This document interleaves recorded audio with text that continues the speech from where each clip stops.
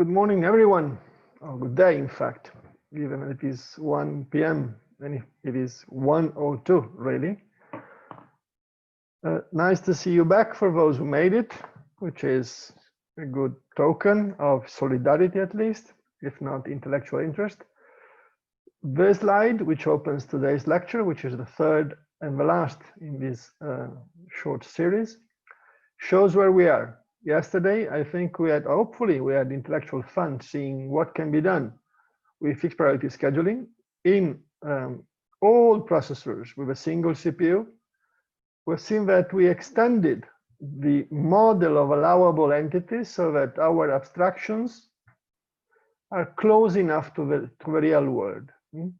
But now we look into the final step, which is in fact the most challenging. It is the real world of today, no longer the real world of the past. And it is the world in which we're having multi-core processors, and we are seeing the so-called mixed criticality systems.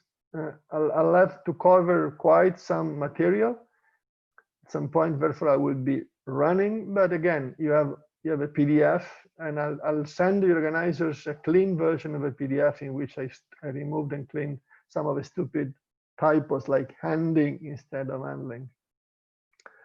All right, this might be the time, but perhaps we don't need to use it, in which you have burning questions that you want to ask.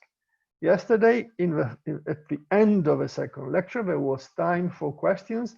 There were very few, which is, I don't know, it's open to interpretation what it means.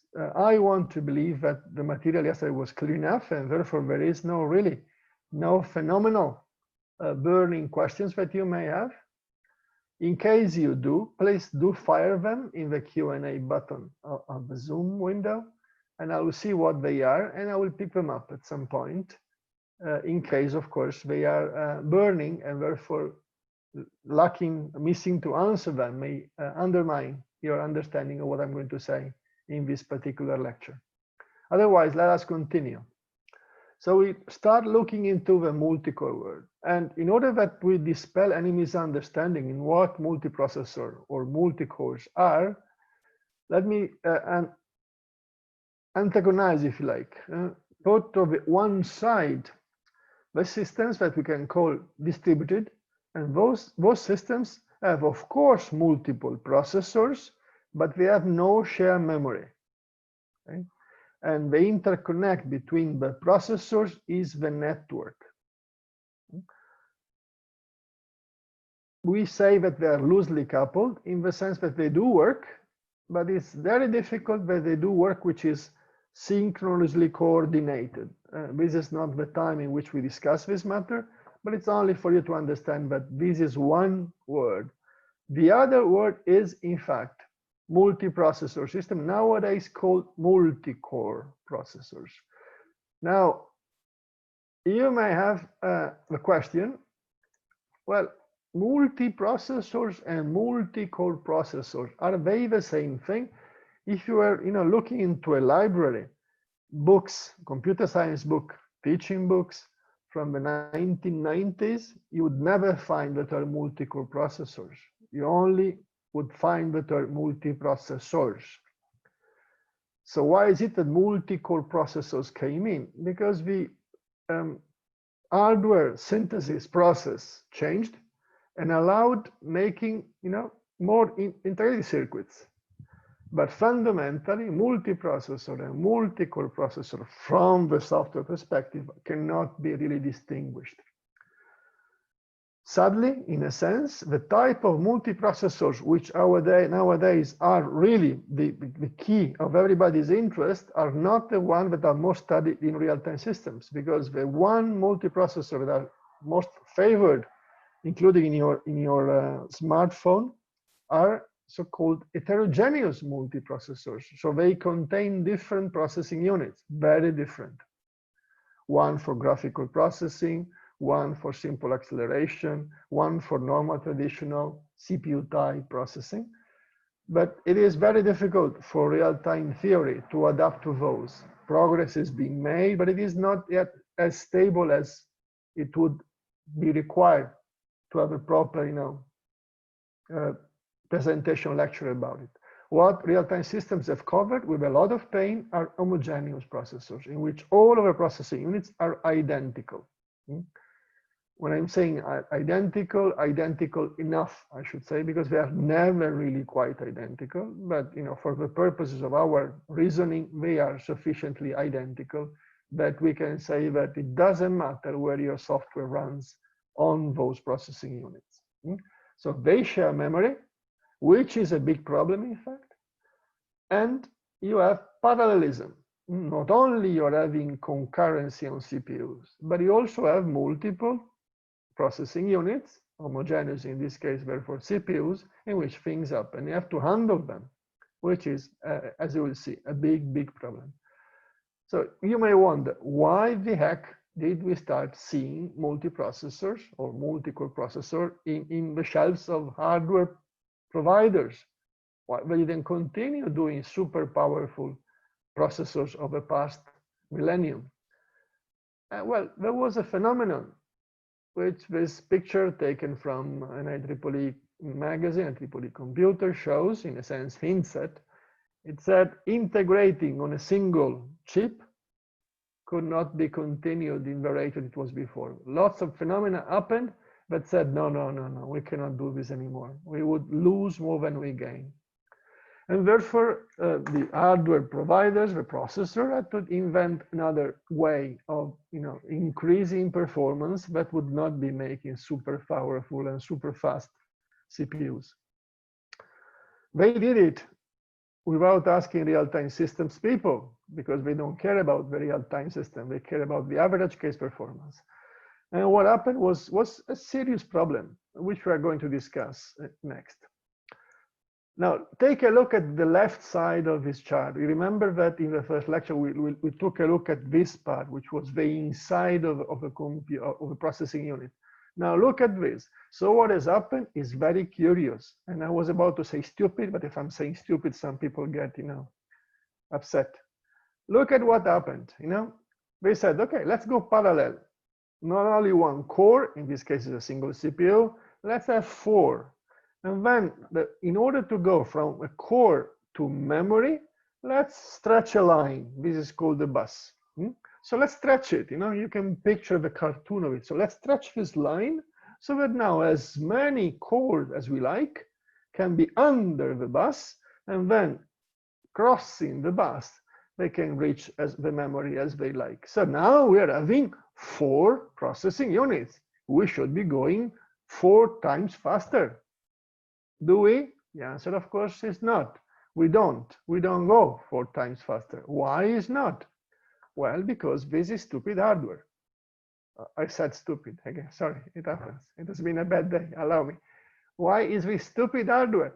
Because this sharing of all that is above the bus, over the bus, is costing a fortune. So you can go faster if everybody does things within the core. But what they can do within the core is very little, because the cache is very little. Lots of things have to be done over the bus, in memory. And when you reach out to memory, poor you, because all that happens here is very congested. And therefore, what you gain from parallelism in the multiple cores is lost in contending what will happen there. And we'll see some of this phenomena in some detail. Now let us look at the cache, because the cache, when we, multi-core processor arrived, again, we're confronted with something amazingly complicated.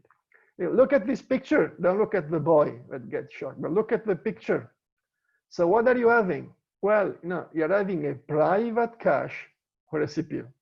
But because we're integrating multi-cores within a processor, and all of this is a multi-processor, now we are saying, well, this cache, this private cache is too little. Let's have on the processor a little more cache. But this cache, I think we have to share between these 2 cores.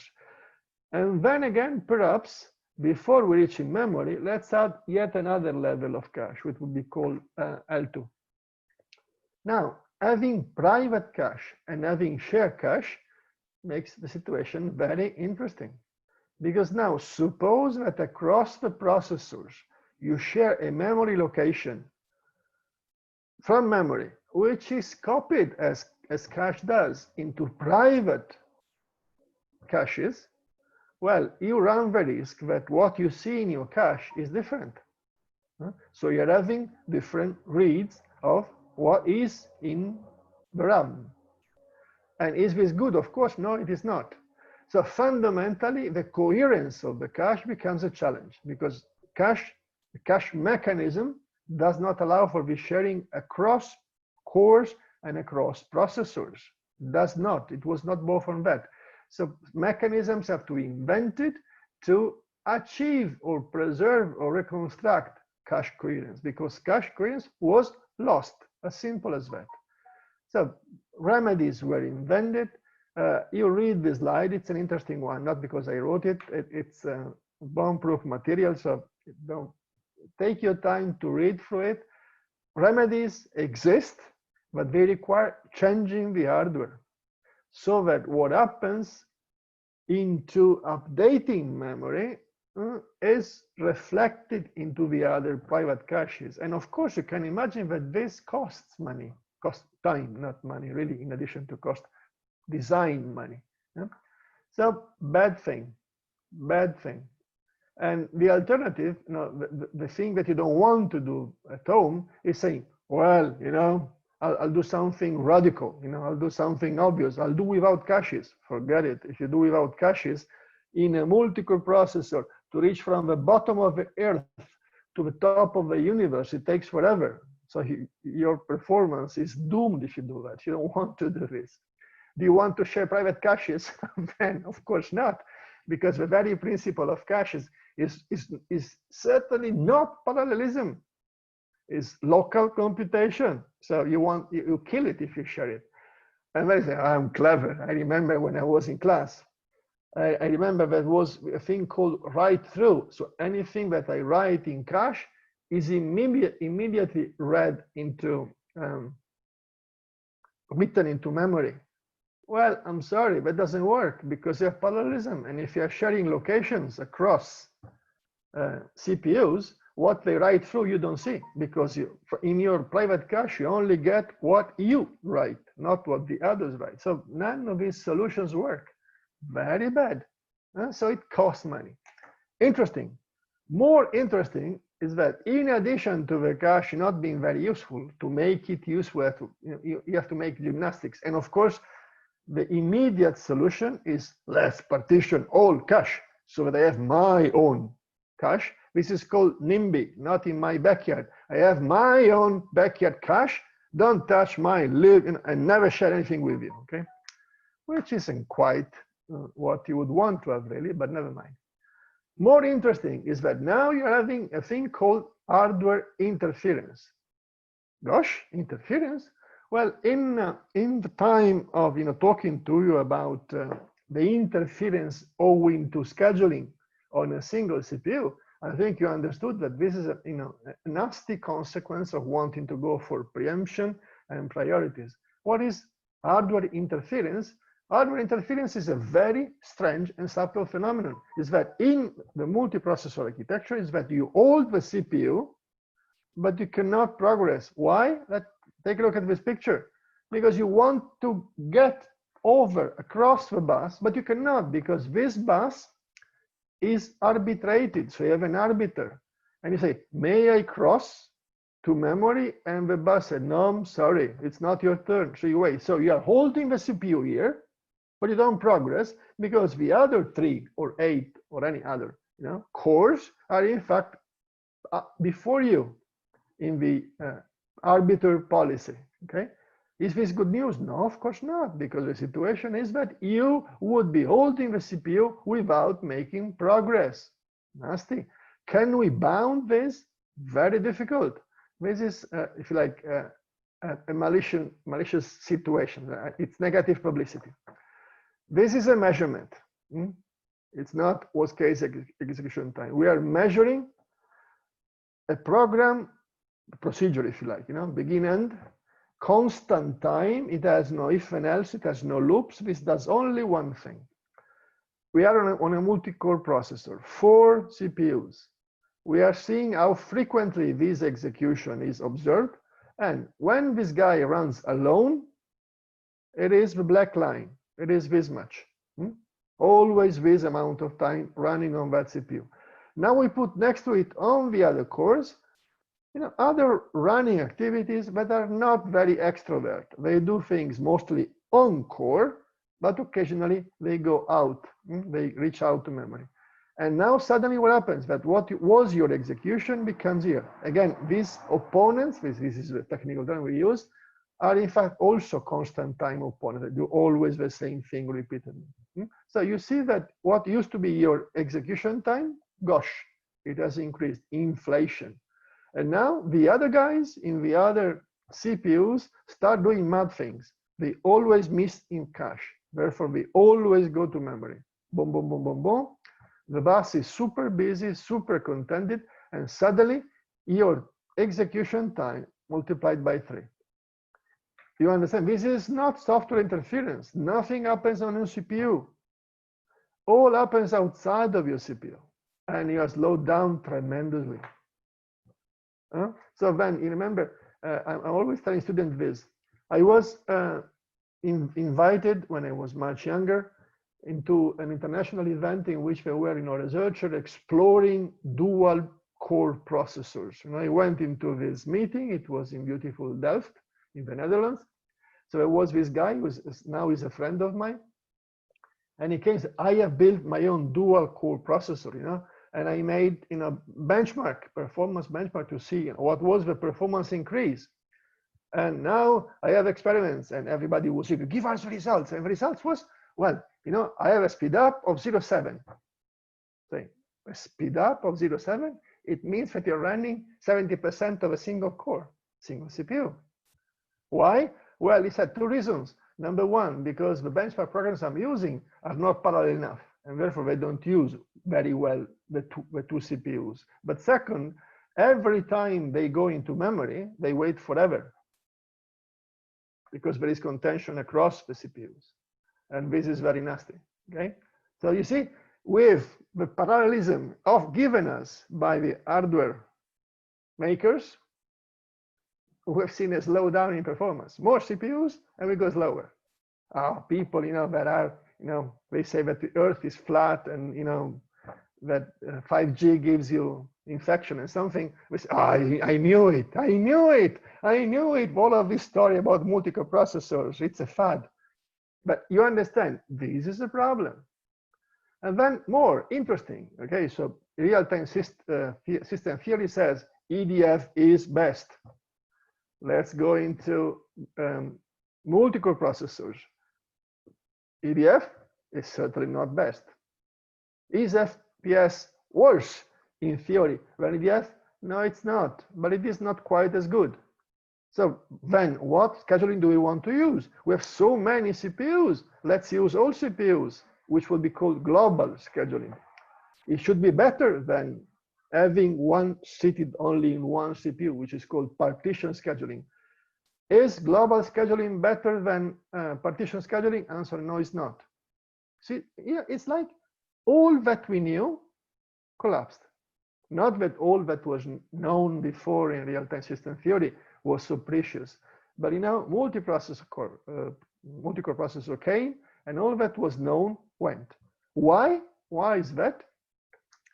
Because the problem was radically different. And therefore, the theory for single CPU did not apply to a world in which there were multiple CPUs. Therefore, a world in which there was concurrency and there was parallelism. So that's what happened. Now, from the perspective of what are the choices, in theory, and this is not a comparison of performance, the choices are, this is an artistic drawing that a former student of mine made to help me explain. You may have global scheduling, which means tasks can send their jobs anywhere. So there is a single ready queue. Or you may have partitioning, and you say, these 2 tasks can only send jobs to CPU 1, And tasks of this yellowish type, they can only send jobs to this particular CPU and the pink ones as well. So this would be called partition. Partitioning is statically decided. There is a thing called sticky bit that pins a task to a CPU, and therefore all of the jobs that task issues can only run on that particular CPU, and therefore they can only be queued in the ready queue locally. Then there is a more sophisticated scheduling, which recognizes the fact that we're having multiple CPUs in the same processor and then multiple processors in the same board. And therefore, scheduling would allow you to choose the CPU in the same core, but not really allow you to go on a different processor in the same processor board. Okay? And this is called cluster scheduling. And finally, because none of them, in fact, was so satisfactory, clever schemes were invented. We'll speak about one of them, very interesting. Clever schemes were invented that took a different solution. They didn't have a fixed queue per ready queue per CPU, but they had a way of accumulating jobs and then sending jobs to CPUs according to clever policies that would cause, if you like, a higher utilization, which is the concern. So fundamentally, everything collapsed. Now, this is, you see the crying face that says, situation is bad. Like, I had a terrible day so far. Hopefully this will go better. All that could go wrong this morning went wrong, and beyond it, this is called Murphy phenomenon. So I recognize this face as mine, if you like, but this was the situation for real-time system when multi-core appeared. We knocked on the door, delivery, home delivery, multiprocessor. And oh gosh, please go home, because all that you bring is not good news. A student, back in 78, when multi-core processor did not exist, but only multiprocessor, said, look guys, there is a problem. There is a problem because, we have very simple situations in which we cannot usefully use all of the, the CPUs, which in this lecture we'll call processors and indicate with an M their cardinality. Now we have a very simple system, utilization less than 2, we're having 2 CPUs, and we have no possible way using global EDF or global FPS to schedule all of these guys. I think it's easy for you to understand why. I don't have to spend time on it. But it says, oh gosh, does it mean that I can never have 100% utilization on a multi-core processor? And the answer is, oh, well, it's going to be difficult. So in 1978, the fear was, no way we can get utilization. And then, this one says, let me try. I know that LF is the best, least laxity first, is the best we can have for single CPUs. Let me see if global LF works and I have 100% utilization. And the answer is, this example is very nice. Really, please try and examine it, not live, because it would take about 10 minutes to explain. But LF works on a very simple principle, which is at any time the ready queue changes for one arriving or one going, the job is given a priority that is dependent on the laxity. Laxity is the margin that the job has. What is to say, the relation between what is the time left before deadline and execution left before deadline. So when the distance between these two values is very small, the laxity is very small. It means you can't miss a single, instant of CPU. So it's the best choice you can ever have. And this, applying LF globally, wastes CPU. We arrive at this situation in which we're having to make 2 choices, because we're having 2 idle situations on 2 processors. We are having 2 processors here, 2 CPUs, and we only have 1 candidate in the ready queue. And of course, we are wasting time. And if you're wasting time on making 1 choice, because either I execute here or I execute there, you're wasting that amount. And that amount is no longer coming back because your utilization is 2. you're having two processors, and at this point, but also at this point, as you will see when you look at this example, you're wasting time, and therefore your system fails. Now this says LLF, which is the best, la crème de la crème, we say in France. No, there's no better. You use it to global schedule in a multi-core processor with just as a few two processors, two CPUs, and it fails. Make wrong choices. Very bad, very bad. The reason why it fails is an interesting one. The moment in which it fails is as I explained. You don't want to be in a situation where you have a too small ready queue, too few candidates, and too many options to choose. Because if you don't fill the CPUs and you need to fill them, then you fail. So that's nasty. But then you say, okay, I will abandon. I will never use global scheduling. I will always use partitioning. And is partitioning clever? No, of course not. Read my lips. I don't say the term, but you understand what I'm saying. Partitioning is not clever. Partitioning is an unsolvable problem because you try and break pieces and you give them to the many CPUs that you have, and you don't have enough time. The choice you make is doomed. And again, you try with this example in which we are saying we are having full utilization, but we are not able with partition scheduling anyway to make a proper choice. So again, partition scheduling is no good. Why is that? Well, philosophically or intellectually, there is a reason. And the reason is that in a multi-core processor, the dimension of interest, or rather of concern, I should say, to make decisions of scheduling, concern on the one end the progress of a single task, which I'm calling computation. But on the other end, the use of the CPUs, which is we would call parallelism, because if you want to achieve 100% utilization, we have to be attentive to both. We have to make sure that the task progresses as needed, but also that we're filling our CPUs. Otherwise, we are missing opportunities and we are not feasible. And there was no single scheduling algorithm in the prior world, in the prior era, that was able to attend to both concerns. So this joining both dimensions said, sorry guys, you have to think differently.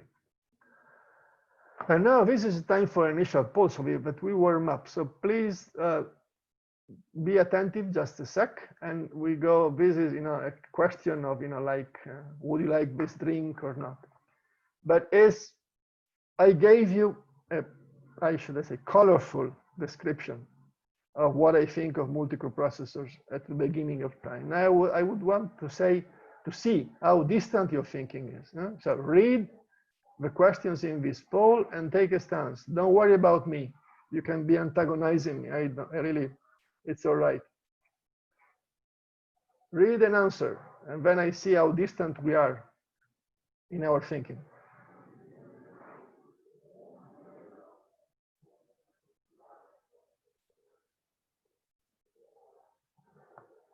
All right, so some answers, not many yet.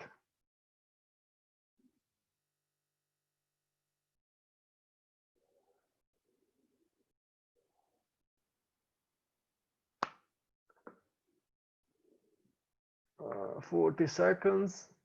We still have about 40 seconds, no, 50 seconds. No, less, that we can wait. 50 seconds, so maximum 30 seconds left. Answers are coming. Some are timid. I don't want to say. I don't want to say. 1 minute. We can wait another 7 seconds. 5, 4, 3, 2, 1. Ignition. Ta-da! Let us see. The poll has ended with not enough answers, but never mind. Let me see. So the orange line that says this is where majority sentiment has been, says, okay, man, you persuaded me. At least you gave me the sense that we are going against the wall. Well, indeed, there is the need for major rethinking or accepting the fact that you cannot achieve optimality, really. So, and perhaps it's either, you'll see that it has been in the end both. It has been on the one hand needing major rethinking, but also accepting the fact that, well, you have 4 or 8 CPUs and your utilization, well, 6. Good, thanks. The results we put to sleep and we continue. Thanks for taking time to answer. Some of you did. So at some point, one person, in fact a group of people, invented a solution, a scheduling solution that achieved optimality, that was able in theory to use all CPUs up to 100%. That was a major result. And the motivation for this plan was trade union. It's a work problem, not human work problem. The motivation is explained here. And the solution is fundamentally weighted round robin. Remember that when I started the lecture on the first day, I said that there are in principle 3 classes of scheduling. Clock driven, priority driven, and the other is round robin with weights, not just plain round robin as it used to be in the original, the operating systems of the 1970, 98, and 1990, but with weight. And the weight factor can be used so that more CPU time is given to those that need it more, around the principle of rotation. So this scheme was based on the notion of proportionate fairness. Interesting, eh? Fairness is a term that in real-time system was banned. There is no fairness, there is priority. Why proportional fairness? Because that was the way to address the second dimension. Remember, computation, parallelism. So if you want to address the parallelism problem, use all of the CPU.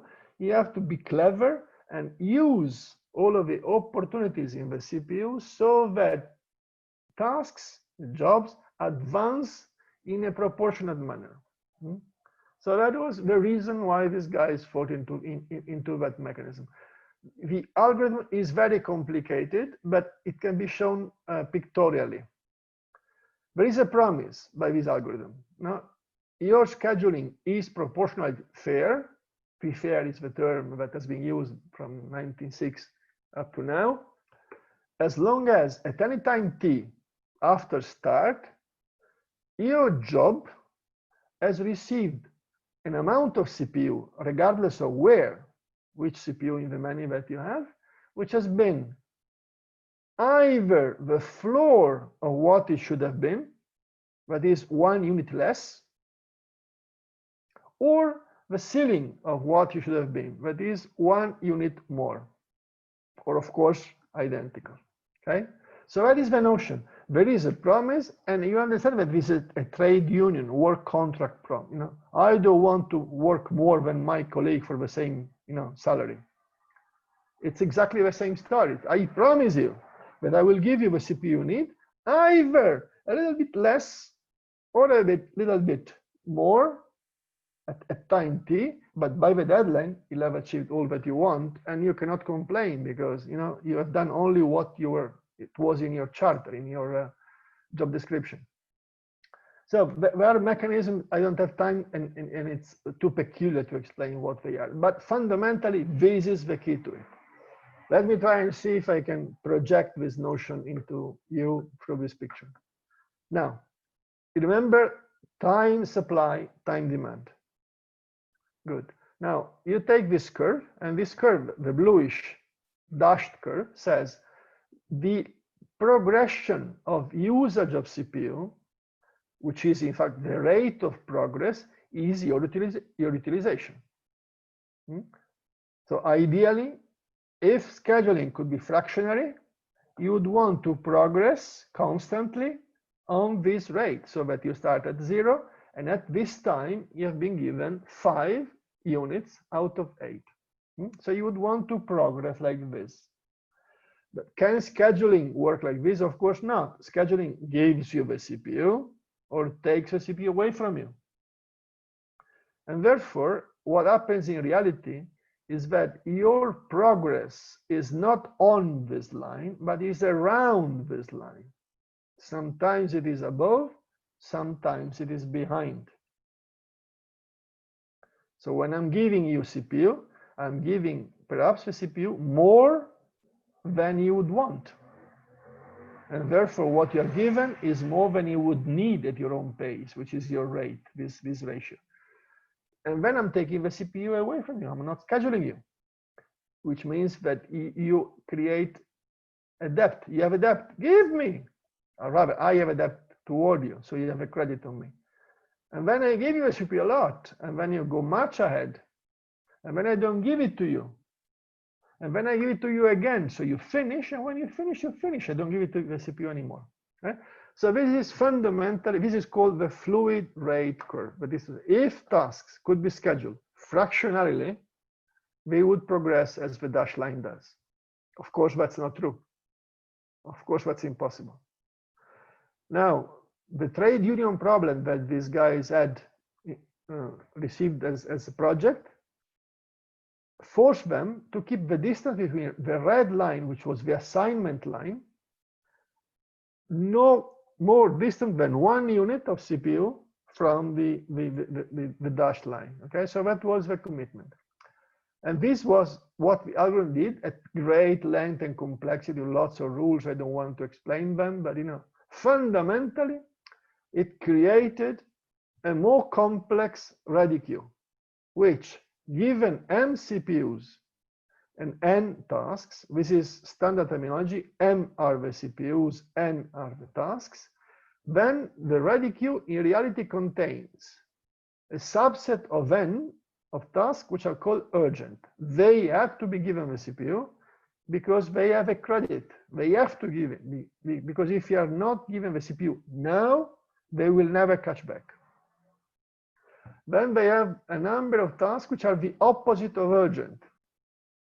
And they write this horrible term that for a Mediterranean in Europe says, oh gosh, like saying in the US an offending term for black people.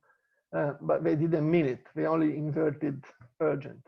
So now you have tasks that you shall not give a CPU to. They are ready, but they should not get the CPU, because if they get the CPU, they're too much ahead of time and they are stealing CPU from others. And then there are tasks that can be given the CPU. And if they get the CPU, no damage has been made fundamentally, okay? And of course, you have this invariant. So this was, the way this queue was organized, which is different from before. You understand? It's not just ready queue. The top are eligible because you have top priority. And notice that when I'm executing FPS or EDF globally on a multi-core processor, my queue is not like this. My queue is anybody on top can be picked. So this is a very different queue. It says you shall get it regardless, you shall not get it, and you may get it perhaps. So this is the principle. This principle, with all of the mechanics that I'm not going to explain to you, produces a schedule that always meets this goal. Obviously, what you want to have a situation, you may remember what failed in global LLF. That you're having 2 units of CPU available in 2 different CPUs, but only 1 task in the ready queue. You never want to be in that situation. So that, and this is what this algorithm is able to do with its own mechanics. And 2 is the number of tasks that have to be scheduled. You understand that if ever I was having more urgent tasks than the CPUs I have, you're doomed. So you can never have more than m urgent. And equally, if you're having more than the minimum allowable of not urgent, you have to give a CPU to those who don't need it. And if they get it, they create disaster, okay? So this, the mechanics I'm not going to explain does the job. And look at the schedule.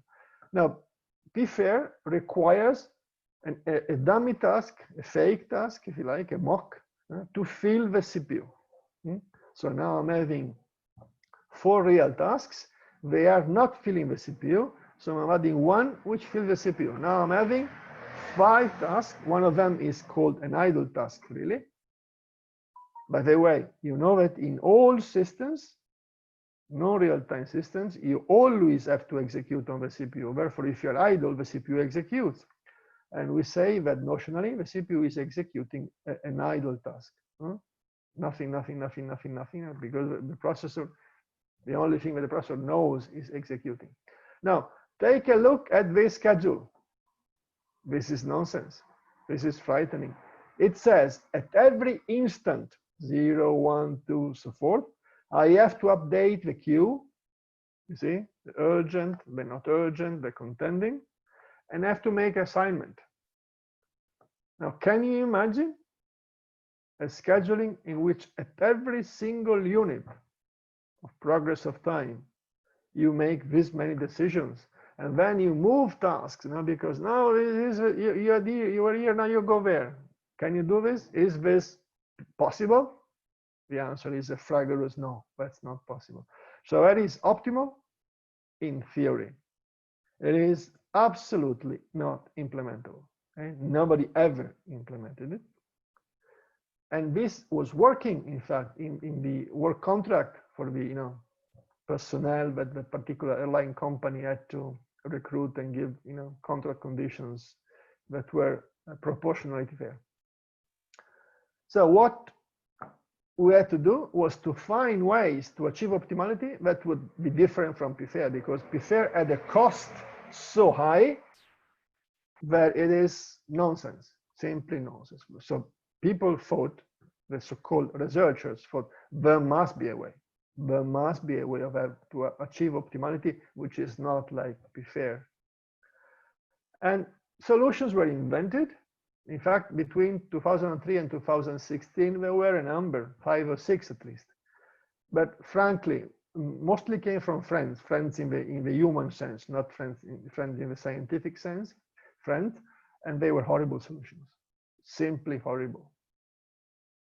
I didn't even want to teach them because they were so complicated, so artificial that really there is nothing to learn from them.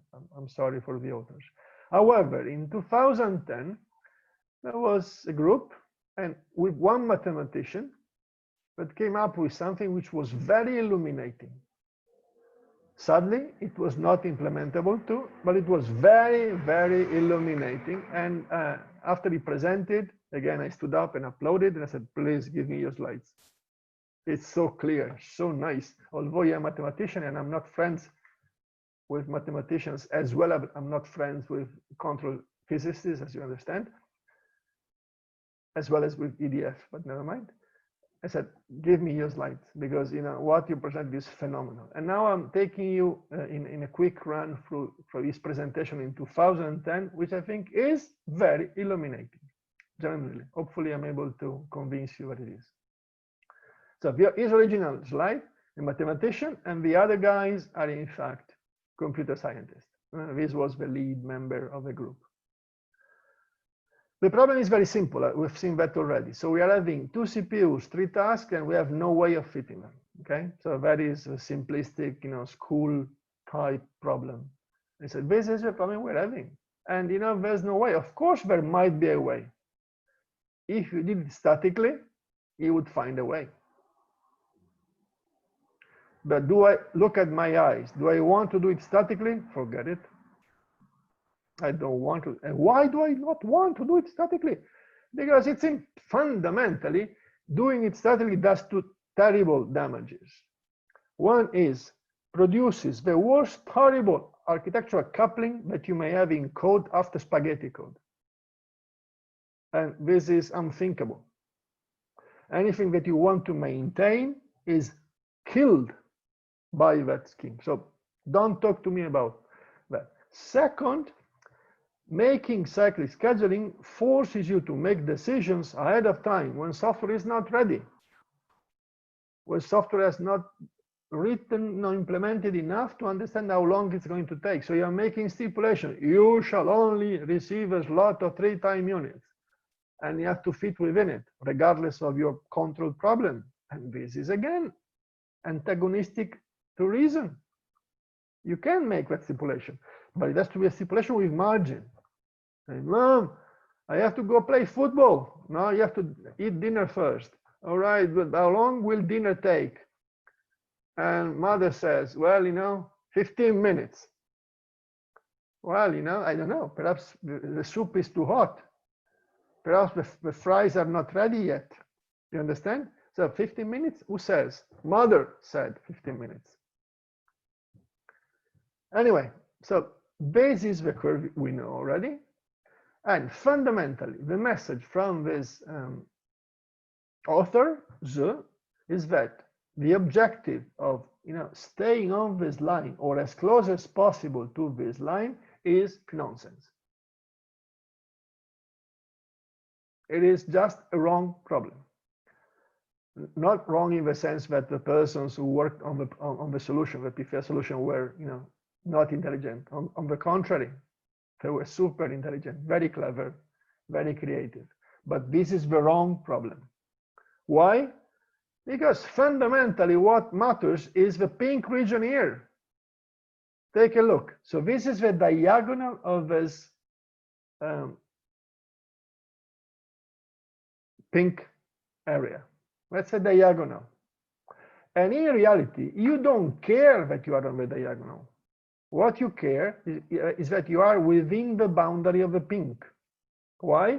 Because you can be given the CPU all the time until you complete your work, much earlier than the deadline. But then once you reach this vertex, you are not given CPU anymore. Or you can do the opposite. You are not given CPU until you reach zero laxity, which means now you have to be given CPU all the time, because otherwise you miss your deadline. You understand? And you can be in any other point, but certainly not along the diagonal. It doesn't really matter. Can you see what I'm saying? To me, that was, when I saw this, I say, oh man, that is obvious. How come I didn't see it before? What the heck are we doing looking at the diagonal? It's irrelevant. And in fact, if you think of every time you cross, you go on the CPU and you're taking the CPU away and you're given the CPU again, every time you see this staccato, if you like, this is a scheduling decision. This is context switch. This is costing. And we know that in order to be as close as possible to the diagonal, you have to make lots of such staccatos. So that's really the thing you don't want to do. Just don't want to do. Okay? Now, of course, you see that within this area, you have the extremes. The extremes can be monitored because the event given the CPU from the start, the work complete, can be monitored. The event zero laxity can be monitored. It is the spacing within it which is more difficult to control. But you understand what I'm saying. So this is the message. And I think it is very interesting, very clever, and all of that. So this guy says, we have to find a way which takes that into account. And the other solutions, I'm going quickly because what he says is a repeat of what I've been telling you already. We want to find a solution which takes that into account. And again, he presents again an example which is illustrating why the usual greedy scheduling algorithms that we had for single core processor cannot work. So the problem is a very simple one: 2 CPUs, 3 tasks with this utilization. They have 100% utilization, therefore their total utilization is 2, as many as the CPUs.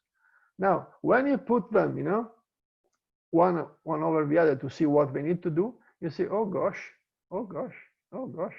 how can I fit them? Why?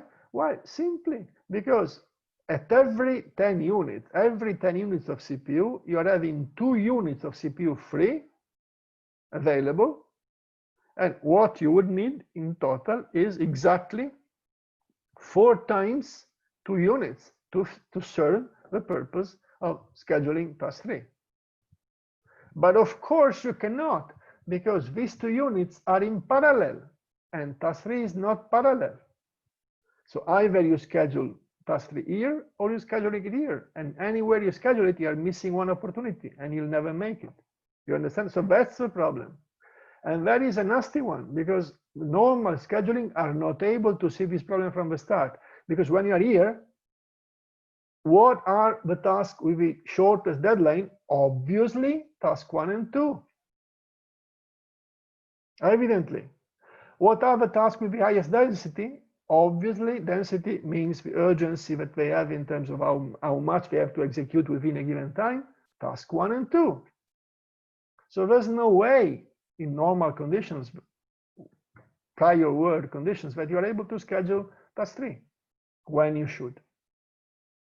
And you understand what you would want to do, no? You would want to defer the start of either task 2 or task 1, schedule 1 unit, task 3, and then wait until the end to schedule task 3 again. But you cannot do this. So you would want to use that opportunity, but you don't have it. And so that's the problem. You are missing a way of seeing that there is a problem before it is too late. Because once it is too late, you're finished. You are wasting time and you cannot make it. So there are ways of accommodating this, but it's not important really the way he achieved a solution on this particular example. Fundamentally, the intuition came to these guys from a terrible theorem. Look at this theorem and try and make sense of it. This is terrible, not in the sense that it is written badly or it is a poor theorem. What it says is so terrible, so full of negative consequences. So this says, look, there is no way that we can make an online scheduling algorithm. Online means it is not static, it's not clock driven, optimal if the jobs that it has to schedule have more than one deadline. Wow, this is super terrible. So it means like I cannot have my own deadline. I have to have your deadline. What do I care about your deadline? I have my own deadline. So you understand, this is a terrible, terrible theorem. Terrible theorem. But now you needed a mathematical thinking to see what this really meant. Now look at this picture. So this would be the scheduling problem as described in terms of the diagonal in the solid region, multiplied for all rates of all tasks. And you say, this is your multi-core scheduling problem. And say, can you solve it? Forget it. Just forget it. It's too complicated. You see what this means is you're having this many tasks, they're having their own rate, they're having their own deadline, all shown like this, and of course repeated over the hyper period. This problem is very complicated. And this guy says, that's not the problem you want to solve, because there is this theorem that says this cannot be solved. And then, can there be one form of this problem that I can solve? And he says, yes, there is. Yes, there is. And so he says, this problem, which is in fact this geometrically modified, it's easy to understand why, but I'll do that in a moment. This can be solved. What has happened with this? I've taken all of the deadlines of all of the tasks, and I've only considered the scheduling within each successive deadline, regardless of whose task that is. Now, this is compatible with this 1988 theorem, and therefore it's not an unsolvable problem, and therefore there may be a chance. Yeah, there may be a chance. Good. In fact, that's the logic. That's exactly the logic that it applies. And it said, well, this would be you, but I can chop you. If I apply to you the deadlines of all of the other tasks, your deadline is this, but these are two earlier deadlines for another task. This picture, this area, can be broken identically into these areas. What I don't care about the geometrical area. I'm caring about the progress. You understand what I'm saying? No? Therefore, this area of progress is entirely equivalent to this area of progress. And if I'm solving the problem here, and then here, and then here, I'm serving your needs. So this is very clever, very interesting. That's exactly what we want. And the principles remain as explained, that is to say, within each region and any next deadline, either you are given immediately the CPU, but never more. We are not given the CPU until you have zero laxity. Or perhaps you can be given, but with care. So now, the rules are very similar to be fair, but not quite identical. The rules become never give the CPU to job that has a work complete status. So if this job has achieved a vertex, the top vertex in this area, don't give it the CPU anymore until the next deadline. However, always give a CPU to a job that is on this vertex, because that job needs to run until the end of time, until the next deadline, if you like. Okay, so these are the two principles. Always give it to those who are zero laxity, local laxity, and never give it to her on the opposite vertex. Okay, and then never ever give up CPU time more than you can afford. So these are three principles, not very different from prefer, but much more logical, much more plausible, because they pursue the proper objective and not the one that prefer was seeking. So that's the logic. And I really felt this is fantastic. I wanted to implement it. You see, that's the logic that you're having. It's like a movie. So I went to a student of mine at the time and I told him, look, man, you're going to implement it. This is a beautiful algorithm. It's fantastic. I want it implemented. So this guy started, worked hard for months, and then came to me looking down and said, look, man, there's no way I can implement it. So what was the lesson we learned from it?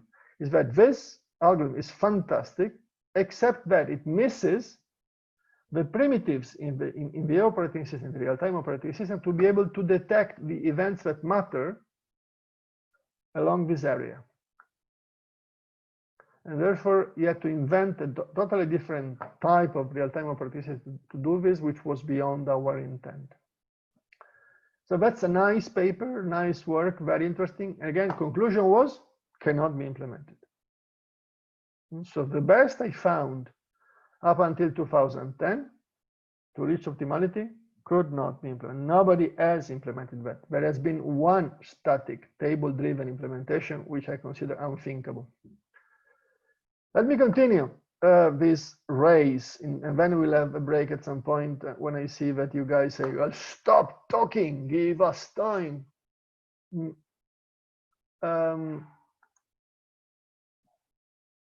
we try and say, all right, but can we share resources in multi-core processors?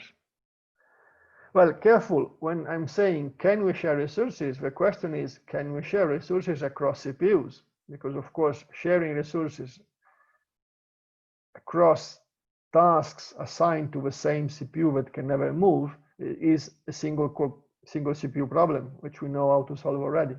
So the problem is, can we possibly have global resource sharing in a multi-core processor? Well, I don't know what would be a sentiment now, but the short answer is no, we can't. No, we can't if we're using the previous techniques. We have to invent new techniques. Let me try and take you through this notion. So why is it difficult? It is difficult because what was beautiful, at least in my thinking, in the protocol, the final protocol, the so-called plain priority ceiling protocol that we've seen yesterday, that was working fantastically on the premise that you are willing to not run for the sake of having the green wave. You understand? So I prefer holding that whoever is using the resource that I also want to use is done with it, so that I can run and enjoy it all. Okay? So the notion is, in that world, renouncing your rights was favoring you. In multi-core processor, this is a phenomenal mistake. If you don't run, bad things happen to you. And of course, you cannot use a protocol based on the principle you don't want to run, because if you run, you lose an opportunity, which is sort of very counterintuitive, very bad. And that's why this little boy says, oh man, what am I doing here?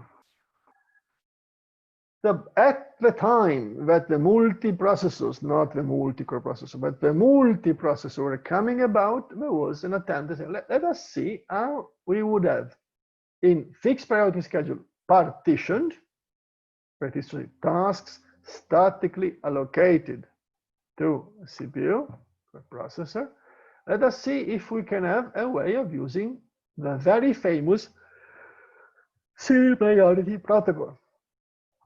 And that attempt achieved an important publication with lots of citations, but it was absolutely horrendous. So what was the model? The model is, well, the resource that can be shared by tasks that reside on any CPU in the multi-core processor, in the multiprocessor, always stays on that CPU. Now, if you think of it in terms of the technology that we have today, that's simply unthinkable. Of course, you may have a notion in which you pin a task to a CPU, but the notion that you place a resource, logical resource, a data structure, the executioner, a method on an object which is a data structure, on a CPU is really unthinkable, unless that particular data structure is attached to a hardware device that can only be attached, can be seen from that CPU. So this is a very strange model of the world. So the task cannot move, the CPUs cannot, the resources cannot move, but yet you may want to be able to use them across CPUs, okay? So what happens? What happens is that first thing you realize, by the way, this I didn't tell you yesterday, and I think it's an interesting one. Think of the plain priority ceiling protocol, the one that says, I'm not using the system ceiling to monitor the situation. I'm giving to everyone holding a resource the priority which we call ceiling priority, which is in fact the highest priority of all of the tasks that may ever use that resource. Okay? Think of this situation. So that when you go into exit, when you become ready and you have your own priority, you may not be given the CPU because someone with a lower priority than you is currently using a resource with a ceiling higher than yours. Okay, so that's the situation. What is the benefit of that situation? Well, it's an interesting one. Is that when you are becoming ready and you have the highest priority in the ready queue, it must mean that all of the resources you may want are free. And no task with priority lower than you can ever take it. So that's a beautiful situation. In that situation, would you need locks for resources? This would be, if you were in a physical class and I could watch at your eyes and your physical posture, I would have your answers. But the simple answer is, we don't need locks. And this is a beauty. You have shared resources and you don't need locks. And this again needs an applause. But then we go into multiprocessors. Do we need locks? Of course we need locks, because there is parallelism. If I don't run, You run and you steal it from me, and I'm behind in the line. So you need locks. So thank you very much, multi-core processors. We need actual locks. Is that good news? No, of course not. This is terrible news. Terrible news. But this is, by the way, why there is a very great interest in lock-free sharing algorithms. Because locks are very bad. Locks are nasty. Locks cause lots of problems. Anyway, so this protocol needs locks. And it does something terrible, because it makes a premise and it says, well, when I'm running the operation of a shared resource, I don't want that execution to be preempted locally, because if it is preempted locally, the wait time is longer. But then people say, well, look, why? I'm running a high priority than this particular shared resource method. Why do you want to stop me? I say, well, but because if I don't stop you, the others and other CPUs suffer. Very bad. And then what happens to those who want a resource, global resource, which is taken? Well, the solution is, traditional resource, is that you suspend, waiting that the resource becomes available. Well, mind you, if you suspend in a multi-core processor where there is parallelism, the first thing that happens as soon as you suspend is that somebody that was lower priority than you anywhere else grabs the resource that you would want, one that is free. Are you happy with that? No, you're not.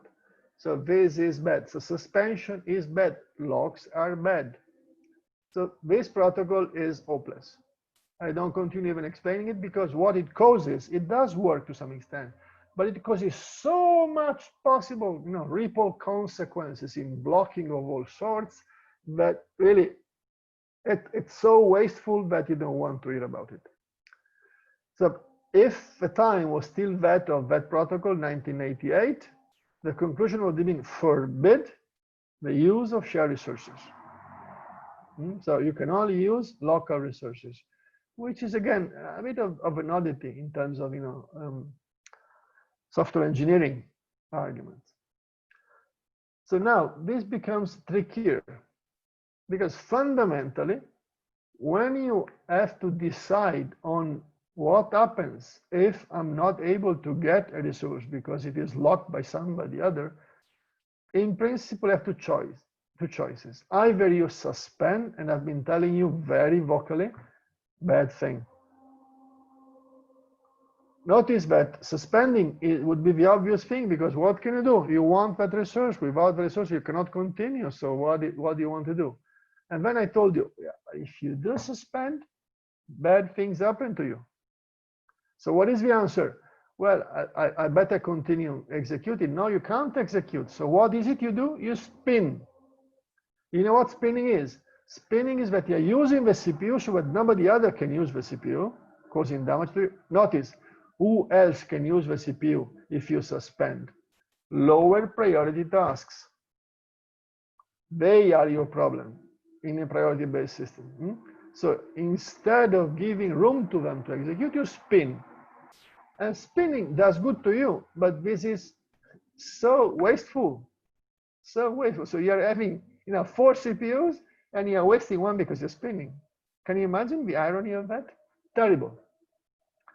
So the situation was bad, and it stayed bad until 2006, 2007, when some protocols emerged that they had a reasonable theoretical performance. I'm running through examples of them, but very only so that you see the surface of that. If you are interested, you get the slides and you look into them. What is the biggest fear when you are having a locking protocol in addition to having locks? Is that your blocking time is in the order of the number of tasks. You understand? So it's like I end up in a queue, and that queue has ahead of me all of the other tasks that want this resource. You want to avoid this situation, which in theory may happen because, of course, you may have a resource that is so nice, so beautiful that everybody wants it. So you cannot have an ON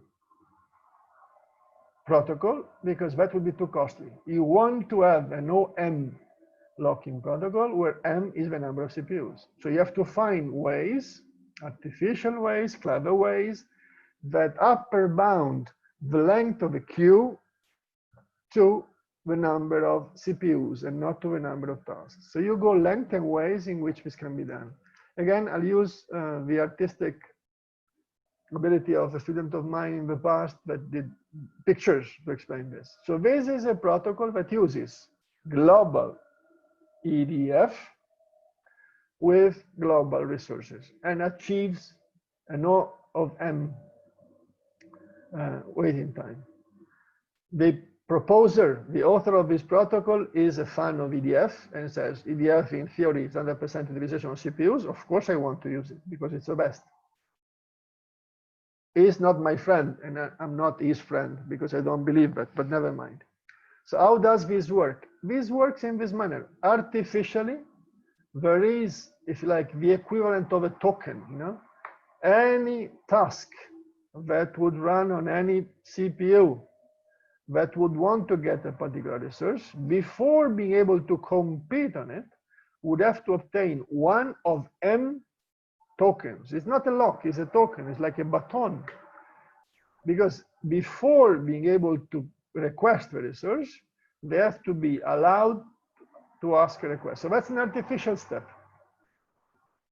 And of course, because we are having global scheduling, the way in which the possession of this token is obtained creates the equivalent of a priority queue.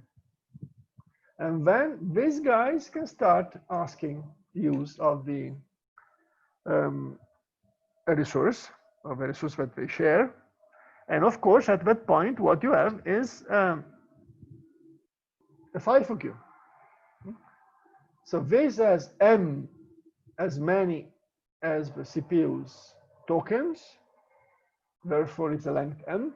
This, of course, as M, because anybody that is here goes into here FIFO, and therefore the bound of this guy is this much. So it's order of M. Nice protocol in theory.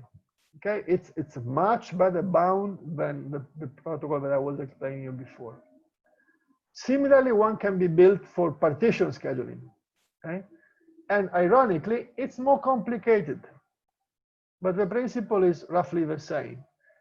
If you want to obtain an order of complexity, like blocking time, in order of M, which are the number of CPUs, even when you have partition scheduling, you have to make sure that those who can request the global resource are not more than M. And this is, again, requires a mechanism to acquire this particular, this time, one token per CPU. Notice, and this may be interesting to you to understand, I'm showing second time in a row that the queuing in front of the shared resource is FIFO. This should not be surprising to you. When you are in a ready queue, you are competing for the CPU, you never want the queuing to be FIFO. Listen to my words. In the competition for CPU, in the contending for CPU, you don't want to be in a FIFO queue if you are real time. You want to have a priority queue. It can be FPS, it can be EDF, it can be LLF. But when you're competing for a resource, because resources cannot and should not be preempted, the only queuing that makes sense is FIFO. Because FIFO gives you a bound and no starvation. You understand? So that's why suddenly in a real-time scheduling problem, FIFO appears as a must, not if like an option or a touch of beauty, if you like. Huh? Interesting. So these are similar properties as the global EDF scheduling situation with shared resources. Slightly less, but more complex to implement. And there is another protocol invented, which was guaranteeing that the damage caused by raising the priority of those holding the resource so that you would dismiss, you would empty this queue faster, is not causing too much damage to others, those who don't want to share the resources. So this is called notionally independence preservation. What's the purpose of this thing? Independence preservation is, if you like, a promise by which you say, well, those who contend for shared resources will have to suffer because they may have blocking. But those who don't contend for that resource should not suffer. We should get ideally zero suffering or perhaps very little. So this is called independence preservation, which means if I'm a frugal country, leave me alone. That's more or less what the Dutch say to the Italians. You understand? So this is a reasonable principle. But to achieve this independence preservation, you have to go through complex ways. And now let me give you the elaboration of this. Again, the scheme is very, very, very similar. It's recurrent. Exception is that in this particular case, you're having an extra layer of a FIFO queue in the cluster. So each task that can run on the CPUs of a particular core, we call it cluster here, can need to obtain a certain token to be able to make a request. But in fact, those, because we are having multiple up to C CPUs per cluster, you have to contemplate the fact that those holding a token is not one, but it is C. So you queue them into a C length FIFO queue, and then you're copying the top of that queue to this FIFO queue in front of a resource. And this FIFO queue has, of course, how many exemplars, how many entries? Well, the top, the head of all of the queues per cluster. That's the easy thing. So this is a FIFO queue. It is served FIFO. Whenever one is served, which FIFO cluster queue do I use to fill it up? Here comes the principle of avoiding an upper bound which becomes ODN. Sorry. You are not fetching from anyone. So if you are taking away, because you have been served, you have served a task coming from this cluster, and you are taking away one position from this FIFO, where is it that you want to fill it at the bottom? From that same cluster, not from this cluster, unless it's empty. You understand? So you go through these mechanisms, and that's not the end of the story, because the end of the story now is, in order to avoid the priority boosting, which would be damaging because it would break independence, that is to say, you would be slowing down tasks running on the same processor as the shared resource, and this task has nothing to do with the shared resource. What do you have to do? You do something clever. Let me explain what you're going to do with this example. So now you're having 2 clusters and 4 tasks. And you're having a situation in which this particular task runs and grabs a resource here. In this cluster, there is 1 CPU. In this cluster, there is 1 CPU. And you see that's why there is scheduling on that particular CPU. So now what happens is that this guy has grabbed the CPU, which is the meaning of this blackish color. And then this task that has nothing to do with the resource sharing preempts because it is higher priority. That's why it's higher on this line. And this guy would be stopped, would be preempted, and therefore whoever is waiting for that resource, in particular T3, T2 on this cluster, would not have anything, would suffer longer because now there is preemption. So what do you want to do? Which is pretty clever. And you say, okay, let me see. I'm having a situation in which a lock holder, that is to say, a task whose job has acquired a lock on a resource, but it is preempted in its place. Let us see, in the other clusters, there is a task queued in this queue, awaiting to get this resource, and this task is in fact not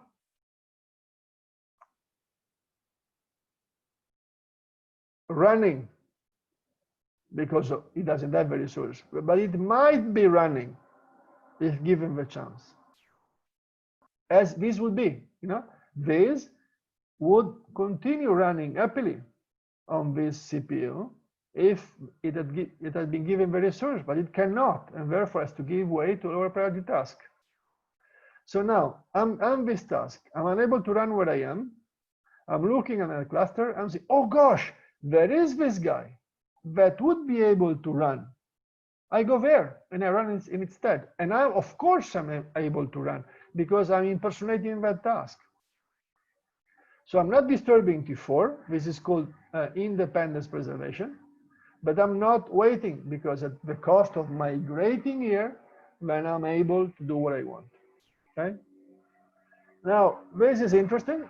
Can be implemented. It only makes sense for long use of resources. Otherwise, all of the cost of moving is beyond what you can gain from it. And of course, you have an interesting problem, which we found when we were students implemented this protocol. And it is that now this task that has preempted has finished. So now this CPU on this cluster is free. What do you want to do? You're running here.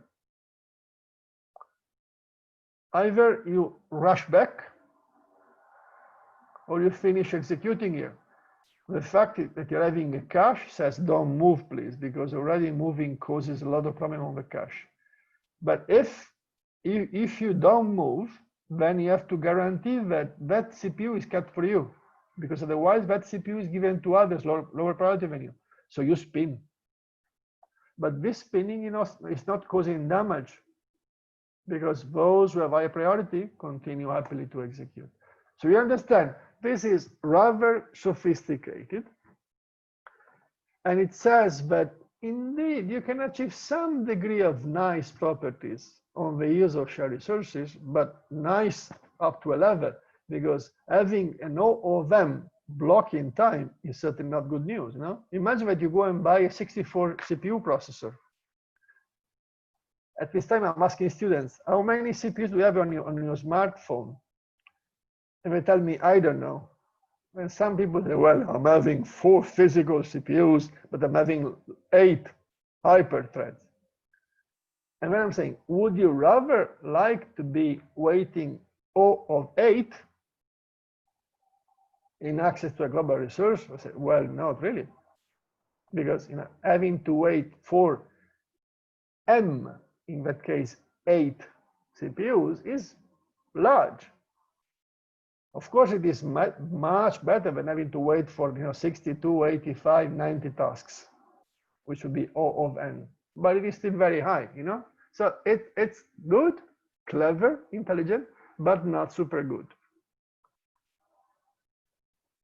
And there is a theorem, which is a color of his work by this very intelligent and brilliant researcher called Bjorn Brandenburg. And he says, look, man, he was making the echo of a so-called theorem that became very famous in the cloud. And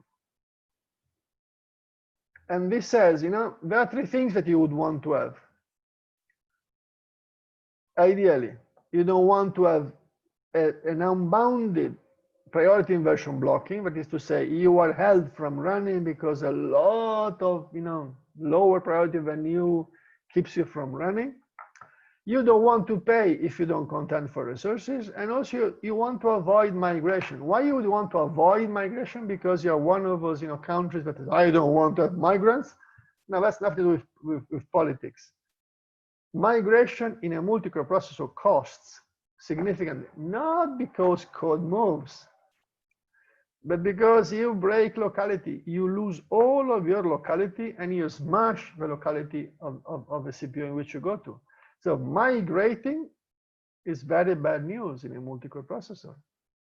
And notice, P-fair, which was the first algorithm for multi-core processor that was achieving optimality, was a feast of migration because you would be running here and then you would be running there in all places. Huh?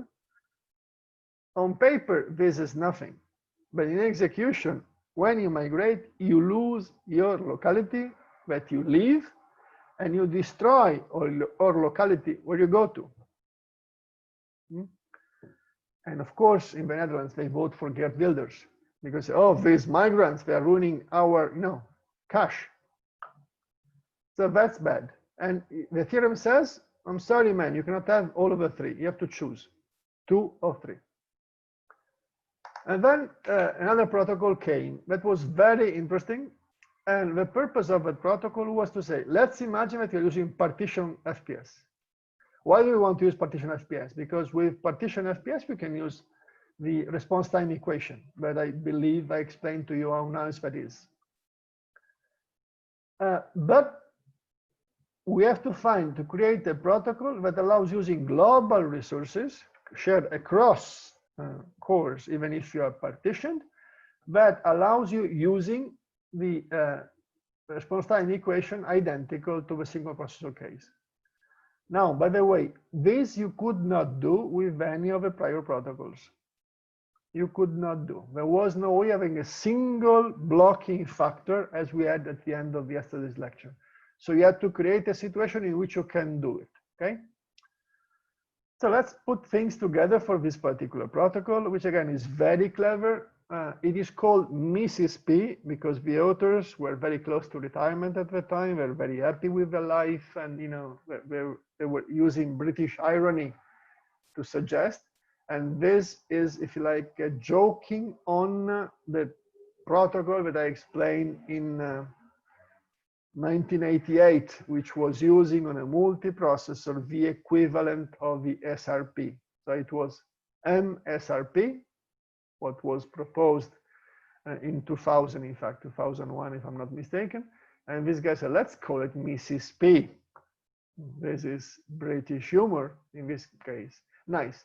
So decisions. 2 goals. First goal, limit the amount of time that tasks that have nothing to do with the shared resource may suffer because of the protocol. Goal number 2, avoid suspension because suspension cannot lead to a proper solution. Therefore, use spinning. By the way, please understand, using spinning while you cannot progress because the resource you want is busy is wasting CPUs. But never mind. The challenge is, all right, are we spinning my priority or am I spinning non-preemptively? Well, if you spin non-preemptively, bad news because you're disturbing everyone. So you don't want to spin non-preemptively. You also don't want to spin your own priority. The answer is rather simple. You use the notions of priority ceiling protocol and you spin at the ceiling of the resource. In that manner, you are creating a situation in which when you're spinning with that priority of the priority ceiling of a resource, then it's like you're executing the beautiful priority ceiling protocol on a single CPU. So that's all right, all fine. And by definition, O of M, because if you're applying locally to every CPU, this particular protocol, of course, no more than one task running at the priority ceiling can be of the resource, can ask for a resource. So then you are obtaining O of M. In order to reduce the time that a spinning task, in order to reduce the time that a task has to wait for a resource to be freed, you have to make sure that the task that is the lock holder does not suffer much preemption without inhibiting preemption. So what is it that you do? You do something very similar to the previous protocol that we've seen. That is to say, you may have tasks spinning, tasks that are waiting to obtain the resource, that are spinning at the ceiling priority of the resource that they want to obtain, those tasks can donate the CPU cycles to the lock holder that is being preempted. And that is a nice principle conceptually, because then you are avoiding that the lock holder cannot progress because it may use another CPU legitimately to complete execution. This we can see from the perspective of the picture. We'll see the picture in a moment. What you obtain is waiting per resource and not as waiting per execution as it would be in the normal single CPU priority ceiling protocol. This is a waiting per resource, but upper bounded to m-1 because you would be by definition one of the m contenders. So that's okay, quite okay. Plus the spinning, which is the fact that other guys suffer because you are not giving the CPU away. That's a pictorial representation of this guy. It is the very same notion as described. So you're running on this CPU. It is partition scheduling. You want to obtain a resource. It is not free. You start spinning locally at the priority that this resource has, and you are in this queue. This guarantees that this queue is never larger than m. But of course, you are spinning on this CPU as you're spinning on the others. While you are spinning, waiting for a resource, what happens? It may happen that because you are not inhibiting preemption for the lock holder may be preempted. And therefore, what do you want to do? You say, well, I would be migrating the execution of the lock holder to any CPU where there is a spinning task at the ceiling priority of that resource, because that's exactly the place where it may be. So if you are able to afford the cost of migration, as I described earlier, you go there and you finish executing and you preserve your place back by spinning in the CPU left. So that when you are done, you continue doing, and then this other guy can resume execution. So that's what is this protocol about. And therefore, we are back at having a blocking cost that we can use in the equation, in the response time equation, because it is your cost, which is not actually your cost, because it is your original cost plus the spinning that you may have to do every time you're queuing for a resource. And then you're having a waiting time, which is in fact maximized by this upper bound. So the benefit is the cost is your computation is increased because you're spinning, but otherwise the equation is preserved, which is cool. I think it's a cool result, and these can be implemented. So the others were slightly more difficult to implement. The one from 1988 was not possible to implement. It simply was an incredible waste of time. So it's unthinkable. This one can be implemented, and it is because it is entirely compatible with single CPU this priority scheduling, priority ceiling, and with the addition of the mechanism of spinning and migration if a resource is locked and if a lock holder is preempted. Cool. That's nice. And recently work has been done to allow that this protocol works fine without causing deadlock using resource nesting. Remember the fork and the spoon. This is a time for a poll, and then we take a break, which is the last break before I go into the last stretch of the class. So a poll that I would like you to consider taking, again, hopefully in larger numbers than they did in the previous poll, is One that says, now I gave you a run of all of the possible state-of-the-art, if you like, protocols for sharing resources globally across CPUs in a multiprocessor application. And I would like to understand whether you think this is a sound way to go, or you would rather say, forget it, never share globally. Okay, take your time reading the poll. There is a bit of text, therefore I can allow more seconds so that you can read all of this blathering, and then you tell me.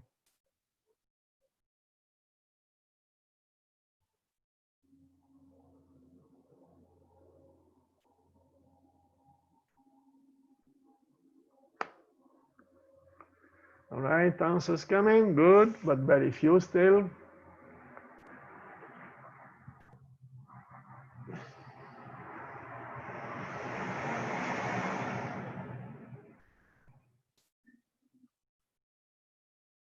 All right, still slow progress in the polls. This is more challenging, I understand. But there is a Fifth Amendment that says if you gave a wrong answer, I cannot use it against you. All right, please make an effort. Make an effort.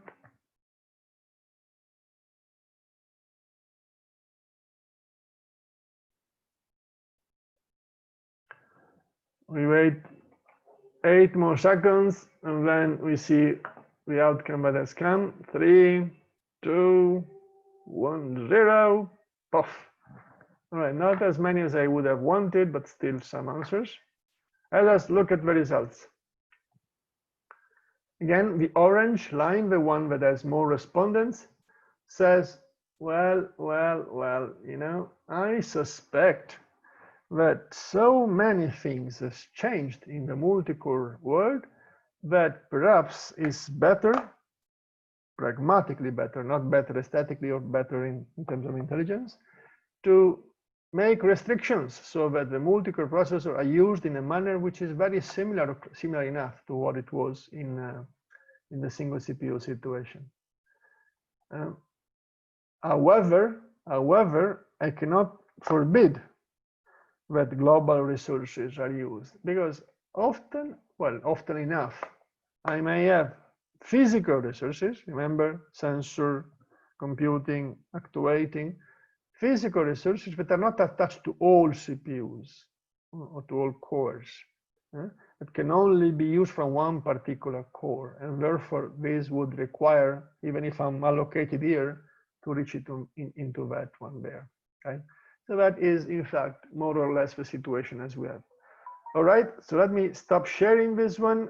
It is now 14:39 at my watch. We'll be back at 14:45. Please be back. Don't go to the swimming pool or something. 14:45.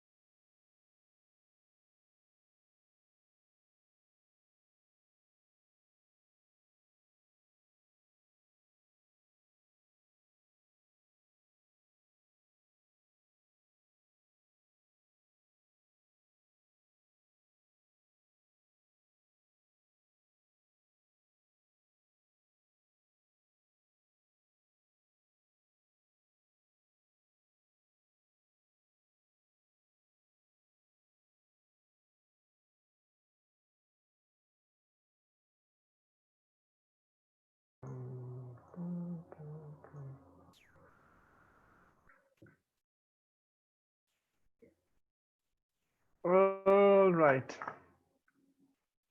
It is 2:45 to my watch. Hopefully, I'm having a proper watch in spite of having 4 CPUs and therefore being a multiprocessor, which is a wild beast.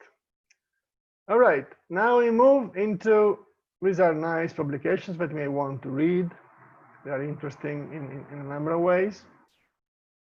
We enter the last leg of this journey, and it is mixed criticality systems. In a short acronym, they are MCS. And what we want to do is try and make sense of this acronym. Where do they came about, and why they came about, and what can you do with it? I'm not covering the full state of the art, which is very rich, but frankly, don't tell that outside of this webinar. Boring. Because it repeats itself in small variants, but I'll try to stay on the first principles and on some of the interesting ramifications of that domain. So the key term in the title, mixed criticality, is obviously criticality. And this is what we normally confuse. So this is what people don't quite understand, or rather they have their own prejudged idea of what criticality means, and therefore they easily confuse that notion with priorities and all that stuff. So let me give you a little bit of background over what a critical system is. A critical system is not necessarily a real-time system. A critical system is a system that does perform essential services. And of course, it may be that some of the services have real-time requirements. But the important thing is that the services that this system delivers are essential. I cannot do without them. They have to run with high assurance, i.e., I have to be able to trust them. So now, of course, trusting a system is what you do when you enter an elevator. Of course, I don't enter elevators because I don't trust them. I'm joking, but I prefer using the stairs. But if I ever enter an elevator, I trust it. There are situations in history in which they misbehaved and caused disaster. But of course, if that happens, it's a violation of that notion. So critical systems are those that I can trust. They deliver services I cannot do without, and they give me assurance that they will always behave as expected. Okay? In the past, how long past? Not the time of Leonardo, not the time of Raffaello, the times, after 1948, when, cybernetics started. In the past, for many decades, critical systems were realized, implemented with dedicated hardware and specialized software. The cost of that was amortized by the benefit. And you didn't see them because they were not for the public visible good. They were delivering essential services, but we were not very exposed to the public eye. And they were very few in quantity, and therefore they could afford using special purpose hardware and special purpose software. Now, if you today go to a hardware producer and say, would you please build a special purpose hardware for me? They tell you, well, how big is your wallet? And if you tell, well, I'm working for an Italian university, say, come on, go home. You'll never be able to buy any such thing. If you want to buy off the shelf, be my guest.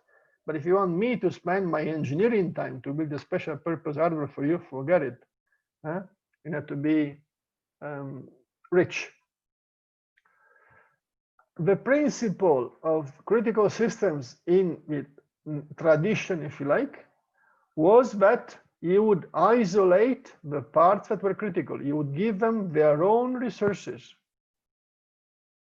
Because that was the way you said, I'm avoiding that you are disturbed, that you are interfere with, that you are tamper with, because I isolate you. Now, of course, you understand that isolation is wasteful. At this moment, I am alone at this time of the year in a house which is pretty large. And I'm happy that is so, except when they knock at the door, when I have to rush and get something delivered. But this is waste. The amount of square meters that I have to myself is unfair. So if there was crammed population somewhere else, you know, a government, a central government of the universe would say, come on, man, let's balance resources. How many square meters would you need in July? You know, say, okay, I would need 60. How many do you have today? I don't tell you, otherwise you are too envious. Well, okay, let's cut down. So isolation is very conservative. Conservative means it has to be pessimistic. I gave you all that you may need ever, even if you don't use it. And of course, this could not be sustained anymore, because what happened at some point was a thing called digital transformation. Everything started running on computers. And I say everything is not a figure of speech. So many things started running on computers that were not ever thought to be running on computers. And you would need more computers. You would need more off-the-shelf computers. Therefore, you had to consider whether this isolation could be sustained. What was the alternative? What is the alternative to isolation? It is called integration. Integration means you put more critical services on the same processing unit. And of course, if you do so, you are, if like, using less resources, costing less, which serves the purpose of, you know, feeding digital transformation, but you are losing isolation. So there is clearly tension between those two directions. It's evident that integration wins, because it is fundamentally a matter of economy, what you can afford economically, and you cannot afford isolation. Simply you cannot. And therefore integration wins, but integration poses a very serious problem. Now, this is a typical picture. It's not mine. I took it from somebody else. And this, of course, was pre-COVID-19 pandemic time, because it was giving the impression that having your car was fantastic, and the car was, you know, the topical element of human progress. In the highest times of the pandemic confinement, cars were totally stopped in the garage, and something that were not very convincing. But the car is a very evident demonstration of what I told you earlier.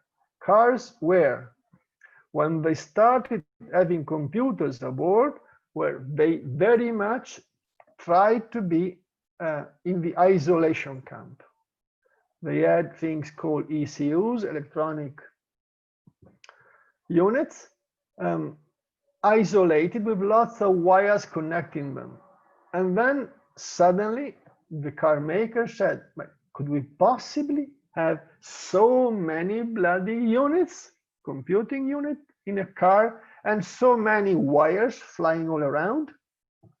And the answer, of course, is not. For two reasons. One obvious. The more units you have, the higher is the cost. Of course, it is a small number, you know, small dollars and small euro, but multiplied for the very many million of cars that in the pre-COVID era makers dreamt they would be able to do, and that was big money. Second reason is the wiring that connects ECUs, which in technical terms is called harness. It is the physical interconnect. It is wiring, it is rubber around it, and all of that, is a very vulnerable part of any physical integration of an equipment or of a system. Let me give you an example, which is an interesting one. at the time in which the big airplane makers, there are two, in fact, there were Airbus in Europe and Boeing in the US, and that was before the COVID-19 era, because now we don't know whether they will, both of them will continue to exist.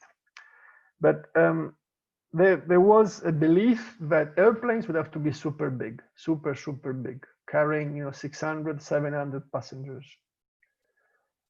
And you may remember, perhaps you may be too young to remember, lucky you if you are too young to remember, but the Airbus 380 project was delayed. The maiden flight was delayed by many years. Many years means less than the Brandenburg airport in Berlin, which has been delayed forever, which is a shame to the Germans, but very many years. I think, if I remember well, around 9 years. So, which is an infinite amount of time in an airplane project. And then, the truth started to emerge as to what were the biggest obstacles in the completion of the first project and the prototype of this 380. And there were two. One is embarrassing, and the other is very illuminating. So the top problem that they had was the toilet, the flushing of the toilets, because to accommodate 800 people, you would need very many toilets, so very far apart on the vessel, that they had not invented at the time a sufficiently powerful and lightweight way of flushing. So that was a very serious problem. They solved it. Problem number two was that the weight of the harness, that is to say, all of the wiring that was required to connect all of the devices, those that are crucial, critical, and those that were only, for entertainment, that were everywhere in the plane, was creating a very thick tree or tube, if you like, that was such that its positioning would change the center of gravity of a vessel. Can you imagine this? So they had to find a way to accommodate all of these harness. And why am I saying this? Because, of course, if you're having so many units and you have to wire most of them together so that you have a global control, even if a unit are isolated, then wiring goes everywhere. And it's fragile, and it is creating difficulty in integration and all of that. So it's evident that you cannot afford isolation, not even technically. So you have to use, in fact, integration. Now, let me show you the king, the principal representative of static allocation solution for isolation. This is called time and space partitioning. This is used. This is dominant in the market where critical systems operate, but it is very, very, very conservative and super highly wasteful. How does it work? It works on basic principles. It says, first of all, I make static allocations of CPU time and memory. And then I'm using a monitor, which you would call a hypervisor if you like, which is making sure that no application ever uses more CPU or more memory outside of its bounds.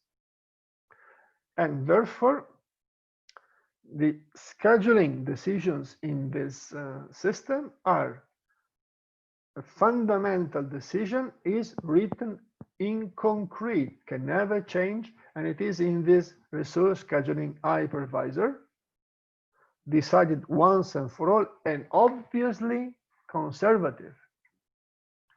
So it says, we can never have a situation in which you need more than what you're given, because that would be disastrous.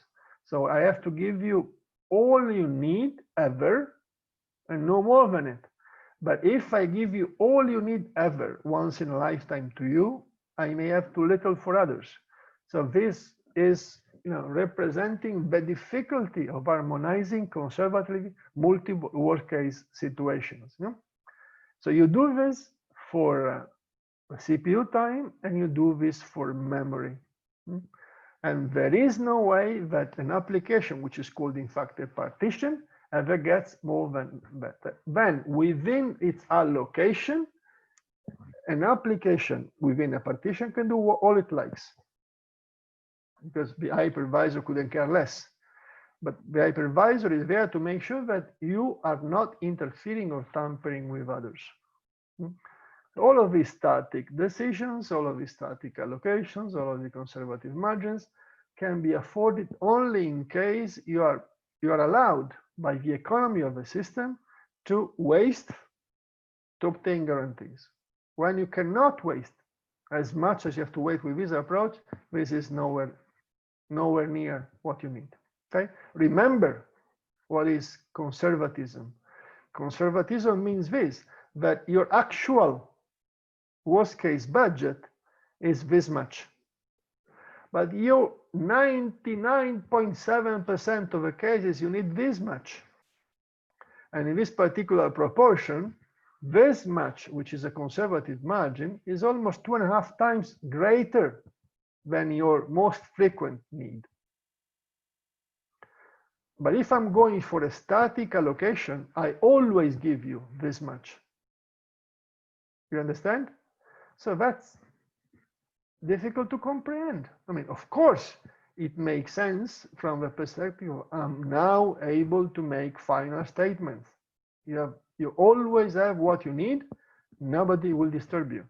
But I cannot really multiply what I give you 2.5 times for everyone. Because then when I'm most of the time using only this much is wasted completely. Completely. So this was the realization, the reflection that an engineer of Honeywell was making a few years ago, beginning of the 2000s, and he was very unsatisfied with this situation. He said, this conservatism is not desirable. Too much waste from an industrial perspective, too much waste that we cannot possibly afford in the general sense. And he tried to imagine, and he began a route of research in which, he said, let us imagine a way in which the tasks in a system which is integrated and not isolated are given guaranteed average, and then there are ways that those few who are super critical are given all that they need anytime that they need it, but not all the times. You understand what I'm saying? It's like I am hypothesizing, that was the wish, if you like, the requirement in a sense. I'm giving a system in which all is guaranteed and scheduled. We focus at this moment becomes the CPU and not memory. Focus is giving everyone their average and everybody's happy, and then discriminating between those who are critical and those who are not critical, and you want a way dynamically such that those that are critical, always when they need, they get even the worst case, at the cost, or to a detriment if you like, of the less critical ones. But then if you are able to have that mechanism, then you're in a situation that you would call mixed criticality, because you would have services, applications, procedures, if you like, that are super critical, and therefore they can elastically go from here to there, and others that in case we need more resources, more CPU in this case, for the critical applications, they renounce their right and therefore allow guarantees for the others. So that was the dream, and I think that dream was sensible, interesting one. And the person that initiated this notion was Steve Vestal, an engineer at Honeywell in 2007. the mechanism that he invented was pretty naive. It is not because engineers in industry are naive. It was just the beginning of thinking. What can we do? Let me recap briefly what was his intuition. He said, let us start from a single core system. No multiple core, no nothing. And let us assure that tasks have priorities according to any scheduling priority. And he said, I'm happy with fixed priority scheduling for the same reason as I am. And then he said, on top of that, the tasks have a criticality. And the criticality can be at the extreme low or high. And criticality high means that the task must be able to be given, must be guaranteed maximum budget whenever it needs. And those being low, they can be sacrificed in case you have to give more CPU in extreme situation to the high criticality tasks. What was the reasoning of this Vestal person? Again, I think I understand where it came from, because it is you may remember when I told you about the engineering margin in the first lecture. He said, well, tasks that are critical are normally given margin guarantees. So that is to say, what is their worst case need?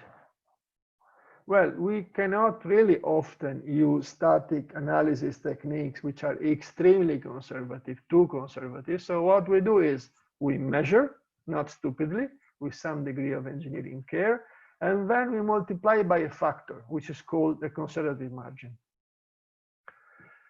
This we do so that we have an estimation of how much a criticality task may need in extreme situations.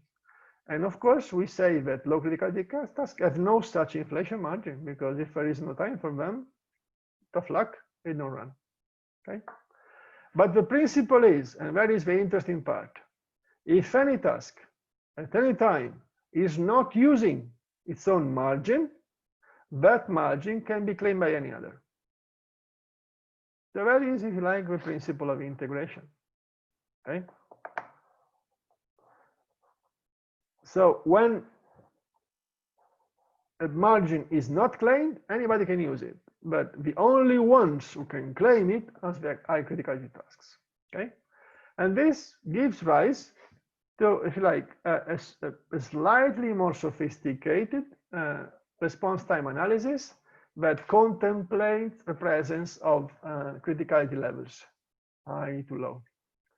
And how does it work? It says, well, the system at any time in which I make an analysis has a criticality level, which is determined by whether any task has claimed its margin. And therefore, my response time is based on the notion of what is my margin and what is the margin that can be claimed by those that can interfere with me. Mind you that this equation knows priorities, but because of this parameter also knows criticality. Criticality amplifies the execution time cost, and the priority says who's giving you interference. Priorities and criticalities are not the same thing. And in the case of this particular work by Steve Vestal, the notion was, let us invent a priority assignment scheme that is such that this claim can be preserved. Okay? So it was not really using fixed priority scheduling in the sense of rate monotonic or deadline monotonic. He was saying, let us invent a priority assignment scheme that gives me fixed priority scheduling such that this claim, which is vital, is held when I need. So that was the beginning of this work. And he made experiments, on paper experiments, to see what he could do. And this is the highlight of this paper in 2007. It says, look at this. This is my typical engineering system.